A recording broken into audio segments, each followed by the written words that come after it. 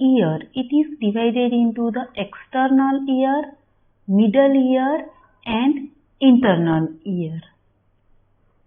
So we are going to see the middle ear. This is the middle ear cavity. It is a air-filled space within the petrous part of the temporal bone. So here the surrounding bone, it is a petrous part of the temporal bone. And below we can see the styloid process, mastoid process. So here there is a middle ear. This one is the tympanic membrane. Here is the external auditory canal, and this one is the ear. And anteriorly the middle ear is communicate with the auditory tube, pharyngotympanic tube. So here the views of the middle ear. This one is the middle ear cavity. So we view it from the medial side. So here we can see the sphenoidal air sinus, nasal cavity.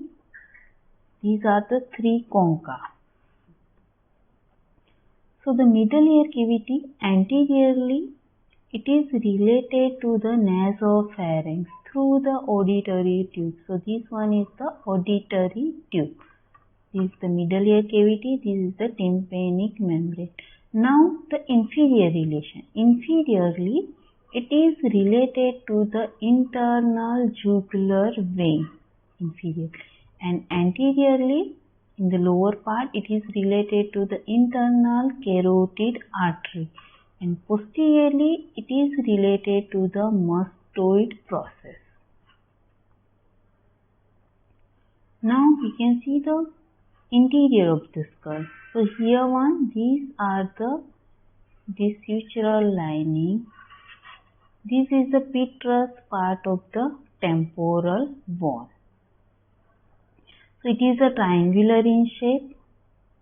So this whole, it is a temporal bone. So here is the squamous part of the temporal bone, and this one is the petrous part of the temporal bone. And you can see here there is one foramen, that is the internal acoustic meatus. This one is the foramen magnum. Lateral to the foramen magnum, this large foramen, it is the jugular foramen. So this triangular part, triangular in shape, it is the petrous part of the temporal bone. Now we can view from the inferiorly.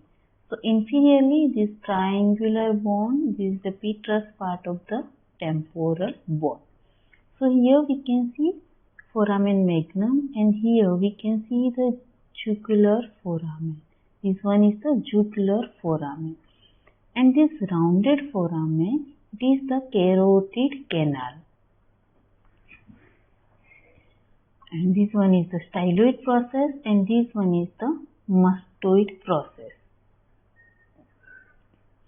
So where the middle ear cavity is, this one is the external acoustic meatus. So middle ear cavity is located from around here, okay. So inferiorly, it is related to the internal jugular vein. So this site where the middle ear cavity is located. Now this part of the bone, it is a which bone? This one is the part of the occipital bone. And now we can see forward, anteriorly. So view of the skull from below. So this is the sphenoidal bone, body of the sphenoidal bone. These are the pterygoid plates, and these are also a sphenoid bone, okay. This one is the sphenoid bone. So between the sphenoid bone and this petrous part of the temporal bone, here there is it is known as the sulcus tubae. So it gives attachment to the auditory tube. So hope you get the idea. So where the middle ear is situated, okay. So this is the auditory tube. Here one is the carotid canal, and this one is the internal jugular foramen. So here is the temporal bone. This one is the petrous part of the temporal bone. So we can see here one is the auditory canal and here one is the tympanic membrane. So laterally, external ear, this tympanic external auditory canal. Medially, this is the internal ear, and anteriorly there is a communication is auditory tube, and posteriorly communicate with the mastoid egg cells that lies within the mastoid process. So same view, and here one is the internal acoustic meatus, okay, where the 7th and 8th cranial nerve enters inside. So these are the plane, okay, so where the middle ear is situated. So this is the anterior-posterior plane. It's not a straight line, okay, anterior, and this is the middle ear cavity. So anterior communication and posterior communication is not in the same line, but it is oblique. And also the transversely, the external ear and internal ear is also not in the same line. So here we can see how the planar passes. This one is the external auditory meatus, this one is the auditory tube. So how this is the oblique line, and how this it is connected from the anterior to the posterior and lateral to the medial. So hope you get the idea where the middle ear is situated. So it is a tympanic cavity. Middle ear, it is known as the tympanic cavity. It is divided by the tympanic membrane. Area above the tympanic membrane, it is known as the epitympanum. This one is the tympanic cavity, and below it is known as the hypotympanum. So it is a shape of, it is like a cube. So its shape is like a matchbox. So it has a superior surface, superior, inferior, anterior, posterior, medial and lateral. So it has 6 surfaces. Now the communication. As we see earlier, the ear communicates anteriorly with the nasopharynx through the auditory tube and posteriorly with the mastoid antrum through the mastoid antrum to the mastoid egg cells. So the cavity, size of the cavity, so from the two sides it is a concave. Okay. So in the middle part it is a narrow. So in the middle part it is a 2 mm, in the lower part it is a 4 mm, and in the upper part it is a 6 mm. And anteroposteriorly as well as the superior to inferior vertically, it is around 15 mm in size. So this is the size of the internal ear. Now the boundaries. The roof, it is formed by the temporal petrous part of the temporal bone. So it is known as the tegmen tympani. Here the view of the middle ear from the laterally. Okay. From the lateral part we are viewing the middle ear. So roof, it is formed by the tegmen tympani. So bone that forms above the middle ear, it is known as the tegmen tympani. Then the floor, it is a thin plate of bone and it is separated from the superior bulb of the internal jugular vein. So this is the floor. So roof, it is tegmen tympani. Floor, it is separated from the internal jugular vein. Now when we see from the lateral side, it is like a gun. The shape of the middle ear, it is like gun. Anterior part it is narrow, middle part it is slightly broad, and posterior part it is more broad. So here we can see the anterior wall of the middle ear. So anterior wall of the middle ear, in the uppermost part, here one is the uppermost part. This part contains the opening of the tensor tympani muscle. So this is the tensor tympani muscle that attach to the incus, that attach to the malleus. This one is the malleus, here one is the incus. So upper part, canal for the tensor tympani muscle. In the middle part, there is the opening of the auditory tube.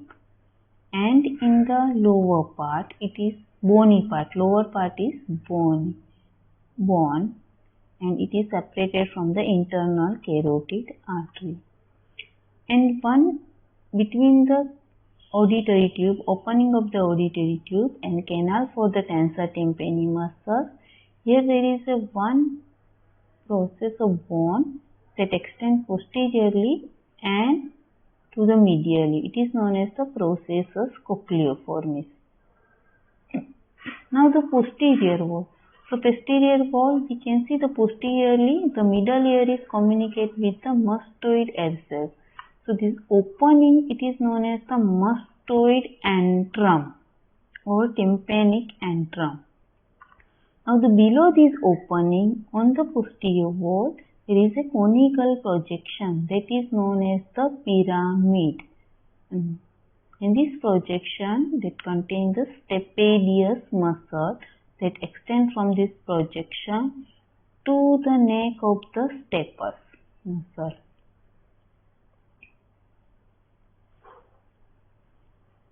In the posterior wall, it contains the canal for the facial nerve. So facial nerve extends through this canal. So here one is the mastoid process. Somewhere here it is the styloid process. So this one is the canal for the facial nerve, bony canal. So here the skull, interior of the skull. So here we can see the internal auditory meatus. So from the internal auditory meatus, 7th and 8th cranial nerve enters into the ear. Okay, so this is the internal auditory meatus, and this one is the external auditory meatus. This one is the mastoid process, and this one is the styloid process. So this is the stylomastoid foramen. So through the stylomastoid foramen, the facial nerve exits through this stylomastoid foramen. So view of the middle ear from the front. So when we see the posterior wall of the middle ear, so here one is the mastoid antrum.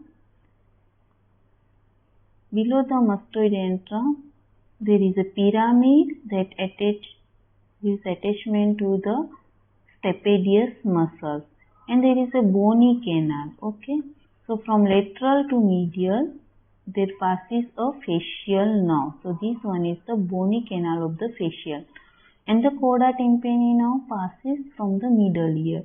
So at the posterior wall, there is a one foramen. It is known as the posterior canaliculus, through which there is a passes the coda tympani nerve. Now in the middle ear, there is a three bone: malleus, incus, and stapes. Here one is the tympanic membrane. Now we are going to see the lateral wall of the middle ear. So first we see this is the temporal bone from the inferior side. So there is a three part of the temporal bone. This one is the green part. It is a squamous part of the temporal bone. This triangular part, it is the vitreous part of the temporal bone, and this one is the tympanic part. Okay, this is the tympanic part, and this is the mandibular fossa where the head of the mandible is attached, and here one is the external acoustic meatus, styloid process, mastoid process, and this is the tympanic plate of the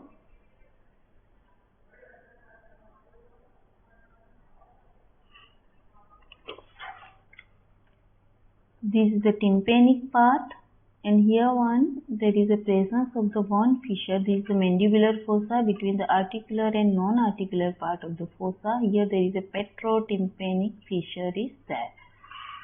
So lateral wall is mainly it formed by the tympanic membrane. So lateral wall, you can see from the lateral side, it is formed by the tympanic membrane mainly, and partly by the squamous part of the temporal bone. Now the petrotympanic fissure. So here you can see there is a petrotympanic fissure here. So the petrotympanic fissure lies the anterior process of the malleus and transmits the tympanic branch of the maxillary artery, and it transmits the coda tympani nerve. So the petrotympanic fissure, so it related to the anterior process of the malleus. So here the anterior process of the malleus is attached through the anterior ligament of the malleus, coda tympani nerve, and anterior tympanic branch of the maxillary artery that lies in the petrotympanic fissure. So this is the lateral wall of the ear. So from the posterior wall, the coda tympani now passes through the posterior canaliculus, and from the anterior canaliculus that exits through the ear. So that is known as the anterior canaliculus. So petrotympanic fissure, it forms the anterior canaliculus for the coda tympani nerve. So this is the view from of the lateral wall from the medial side. So this one is the facial nerve, posterior canaliculus, coda tympani nerve, passes medial to the malleus, and it passes through this anterior canaliculus on the lateral wall. So the medial wall or labyrinthine wall. So this one is the medial wall, and this is the lateral wall of the middle ear. So medial wall, there is a rounded bulging that is produced by the first turn of the cochlea of the middle ear. It is known as the promontory. Now in the medial wall, there is a two windows, the round window and the oval window. At the oval window, it is closed by the foot plate of the stapes, and it's surrounded by the annular ligament. And the round window, it is closed by the secondary tympanic membrane, and it separates this round window separates the tympanic cavity from the scala tympani of the internal ear. So here there is a round window, oval window, promontory. Behind the promontory there is a sinus tympani. There is a depression, it is known as the sinus tympani. It indicates the position of the posterior semicircular canal.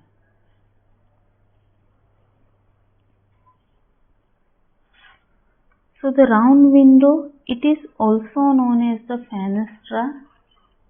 Round window is also known as the fenestra cochlea, and oval window, it is known as the fenestra vestibuli. And in the upper part, we can see the oblique bony canal, the medial wall, from which the facial nerve is passed.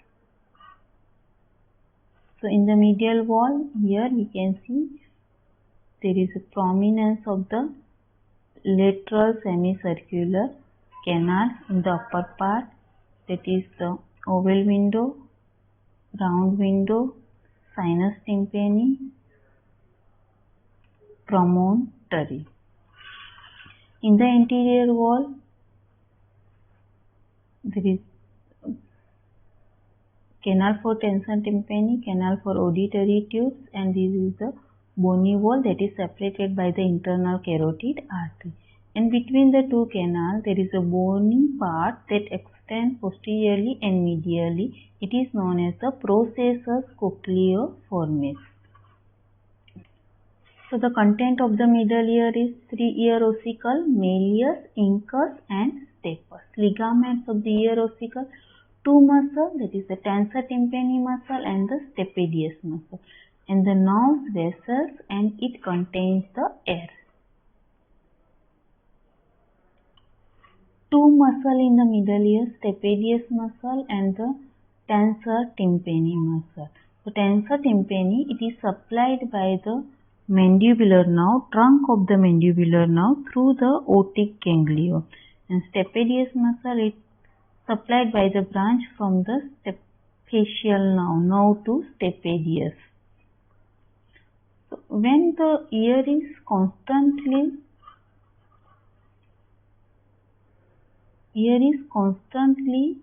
exposed to the high sound, these two muscles are contract together, and it lowers the damage to the ear.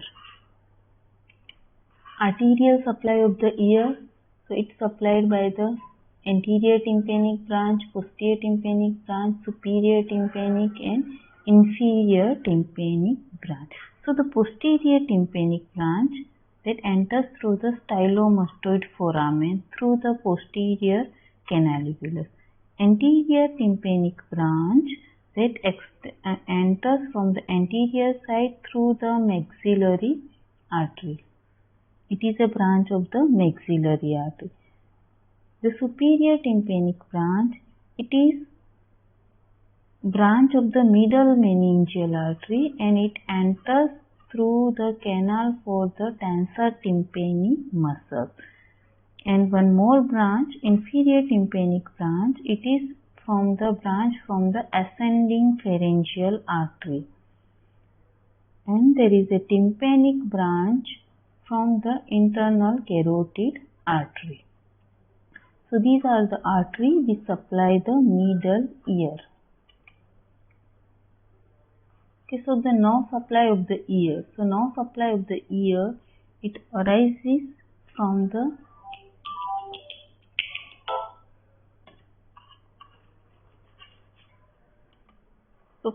jugular foramen, 9th, 10th and 11th nerve passes. So the tympanic branch of the glossopharyngeal nerve from the inferior surface enter into the middle ear, and the superior and inferior caroticotympanic branch, it enters from the sympathetic plexus around this internal carotid artery, and these branches form the tympanic plexus on the medial side of the ear. So most of the ear, middle ear and internal middle ear, it is supplied by the tympanic plexus.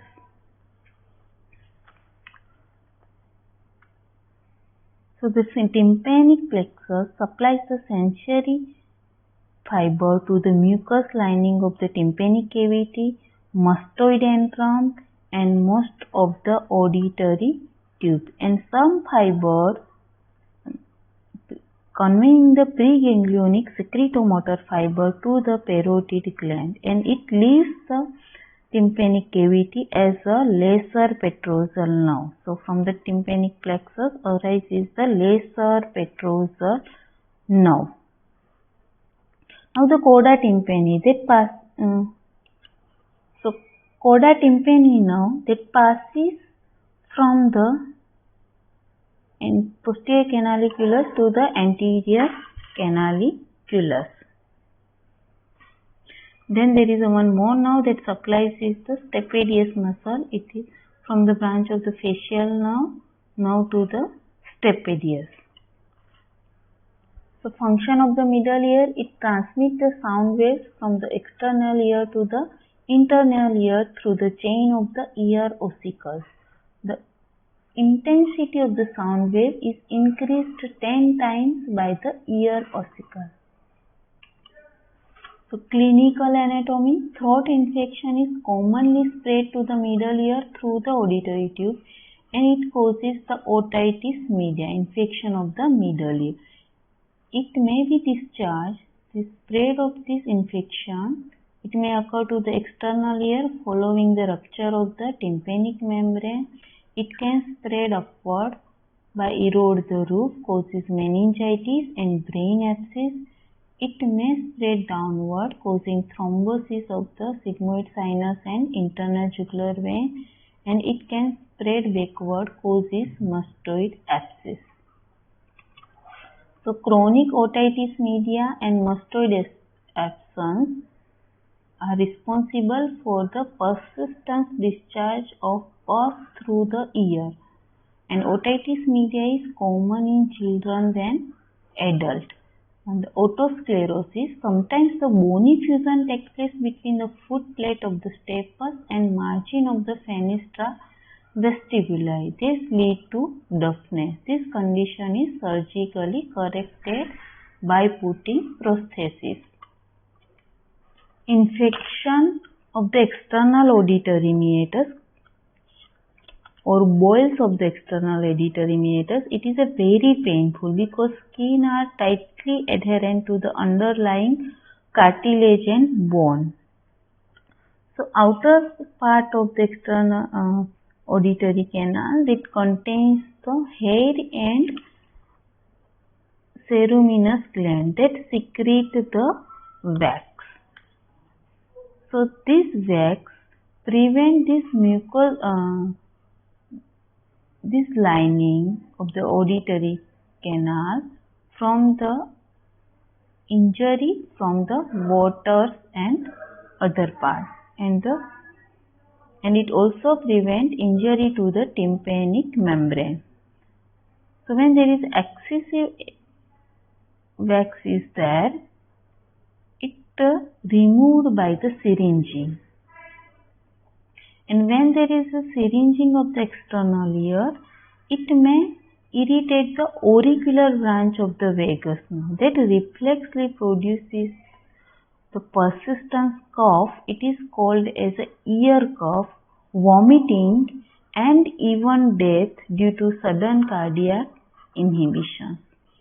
And the posterior part of the auditory tube, it is supplied by the auricular branch of the vagus. So the alderman, it is one individual who was very fond to excavating, and he used to stimulate her appetite by dropping the cold water or spirit behind its ear. It reflexly stimulates the gastric peristalsis due to the supply of this area by the vagus nerve. The perforation of the tympanic membrane, and there is a small perforation, it may heal spontaneously, and large perforation is corrected surgically. When we examine the tympanic membrane, it looks like this. It is a semi-transparent membrane, so the light is reflected at the position of the 5 o'clock position. We can see in the center there is a thought process of the malleus, then handle of the malleus. Here is the pars flaccida, and through the membrane, the posterior to the malleus, we can see the incus. So the referred pain from the ear, it supplied by the trigeminal nerve, glossopharyngeal nerve, and vagus nerve. So the pain is referred to the other area supplied by this nerve. These are the tongue, teeth, tonsil, and pharynx. So mastoid abscess is drained from the Mac-Evans triangle. So Mac-Evans triangle is present supramastoid upper boundary, the supramastoid crest, anterior boundary, it is by the posterior-superior part of the external acoustic meatus, and one vertical line that drawn to the posterior end of the external acoustic meatus. So it drains through this Mac-Evans triangle to avoid injury to the ear ossicles and coda tympani nerve.